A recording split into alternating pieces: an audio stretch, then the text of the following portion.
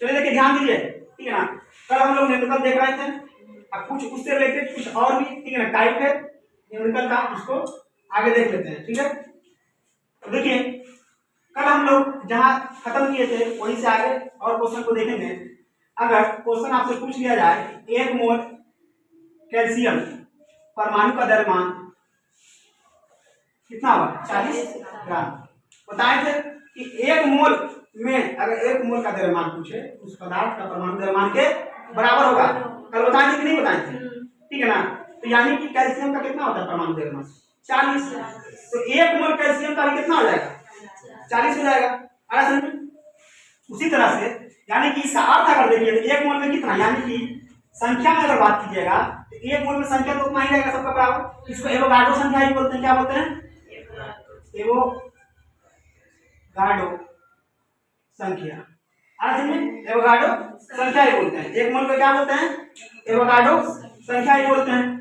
यानी कि इसका अर्थ हुआ कि 1 मोल मतलब कि 6.02 × 10⁻23 कैल्शियम परमाणु, यानी कि ये संख्या में कैल्शियम का परमाणु है, ठीक है ना। यानी 1 मोल में इतना परमाणु है तो जिसका द्रव्यमान भी कितना होगा 40 होगा। इसका अर्थ यही हुआ। समझ में आ रहा है नहीं? और पिछला क्लास अगर अटेंड किए हैं या पिछला कोई नहीं एब्सेंट किया अगर, ठीक है ना, वीडियो के माध्यम से अगर लेक्चर भी देखे होंगे, ठीक है ना, तो ये समझ में आएगा, अन्यथा नहीं समझ में आने वाला। उसके बाद देखिए जस्ट एक और एग्जांपल लेते हैं कि अगर 1 मोल ए यानी कि गोल्ड, ए यानी कि गोल्ड, अब जैसे कल बताएंगे ट्रिक है ना कि अगर याद करना हो कि सोना का होता है एयू और चांदी का होता है एजी, ठीक है ना।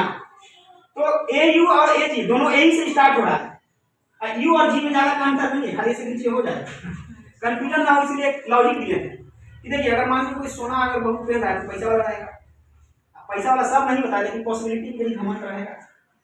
कहीं भी गया होटल में वेटर बोलेगा ए यू ऑर्डर, यानी किसी को ए यू बोलेगा यानी ढेर सोने पे सोना पहन ले होगा, यानी कि ए यू मतलब सोना, ऐसा कुछ नहीं याद करने का लॉजिक दे रहा, ठीक है। अब चांदी का एजी कैसे है, मान लीजिए शादीशुदा है अब उसको क्या है अपने हस्बैंड से आभूषण मंगाने से पायल मंगाने से चांदी का होता है, क्या एजी, ठीक है ना। क्या बोलेगी एजी, लेते आइएगा पायल, एजी बोला यानी कि चांदी। समझ आ रहा है नहीं? यहाँ देखिए एयू क्या हो जाएगा गोल्ड, तो एयू मतलब कि गोल्ड परमाणु का द्रव्यमान होगा कितना दिए हुए, इसका मतलब कि गोल्ड का जो परमाणु संख्या है 1 मोल में इतना ही होगा, तो उसका परमाणु द्रव्यमान 196.97 ग्राम के बराबर होगा। कोई दिक्कत? उसके बाद क्वेश्चन इससे रिलेटेड क्वेश्चन पे आ जाते हैं कि 3 मोल कार्बन परमाणु का द्रव्यमान कितना होगा, 3 मोल कार्बन परमाणु का द्रव्यमान कितना होगा। तो पहले तो 1 मोल में देख लीजिए, तो 1 मोल में कितना होगा 12, क्योंकि कार्बन का कितना होता है 12, तो जितना रहेगा 1 मोल में उतना ही बराबर होगा। अब ऊपर देखें तो 12, 3 मोल में पूछ रहा है, 3 मोल में 3 से मल्टीप्लाई कर दीजिए 36 आंसर, नहीं आसान था कि नहीं, ठीक है। उसके बाद आइए कि अगर इस बार पॉइंट में पूछ दे, क्योंकि देखिए पॉइंट में जब डाटा देता है तो बच्चा हट जाता है।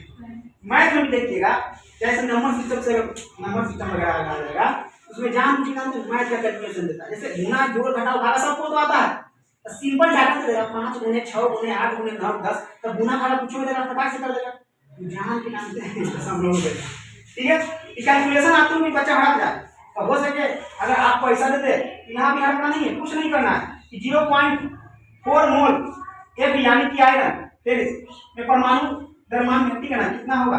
देखिए 1 मोल में कितना होता है 56 ग्राम, 1 मोल में 56 ग्राम, तो 0.4 में कितना तो उसमें मल्टीप्लाई कर देंगे, 0.4 से मल्टीप्लाई किए 0 हटा नीचे 10 कट करेंगे 22.4 ग्राम।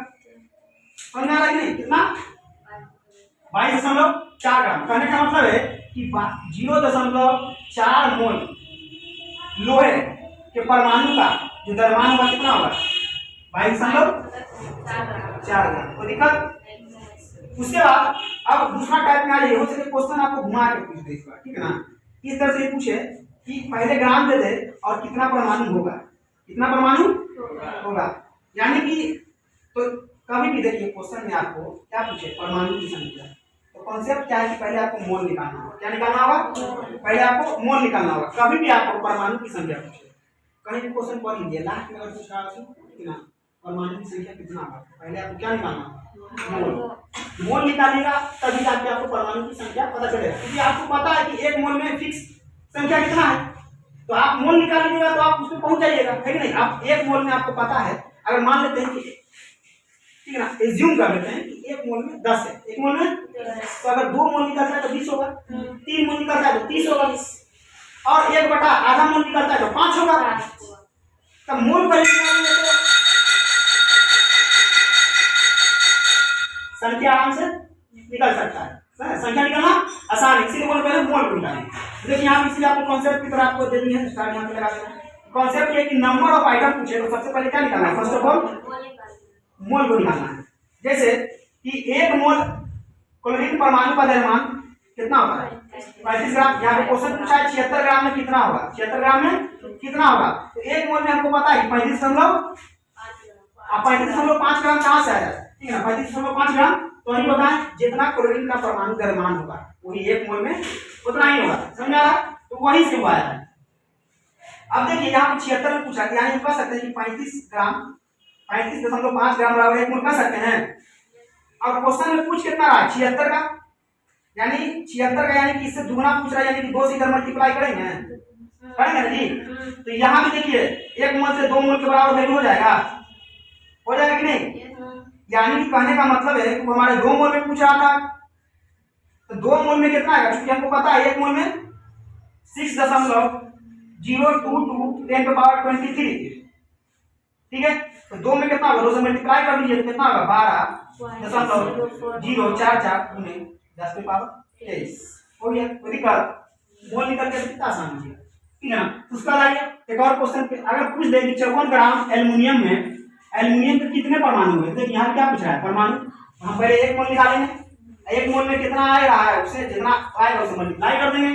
देखिए 1 मोल में 27 ग्राम कितना, क्योंकि एल्युमिनियम का परमाणु द्रव्यमान ही होता है कितना 27, तो वो 1 मोल के बराबर होगा, है कि नहीं, ठीक है। तो यहाँ पे देखिए कि अब यहाँ पे 54 पूछ रहा था कितना, तो 27 1 में आता है, पूछ रहा है 54 यानी कि कितना 2 मोल के बराबर पूछ रहा होगा, 2 से इधर मल्टीप्लाई करेंगे इधर भी होगा, तो 2 मोल बराबर जस्ट देखें कितना, संख्या में तो हर जगह उतना ही आएगा, पर नहीं बताए ना 2 मोल है तो 50 संख्या में उतना ही आएगा।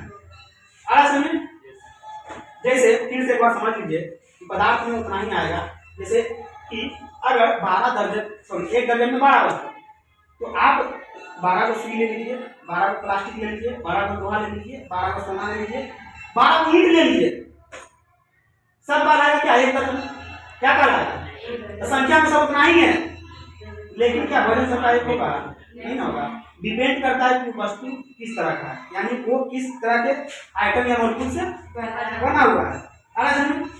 तो इसलिए देखिए संख्या सबका क्या होगा, सेम होगा, ठीक है। अब आइए कि अगर नेक्स्ट कॉन्सेप्ट के कि 1 मोल में उपस्थित, अब देखिए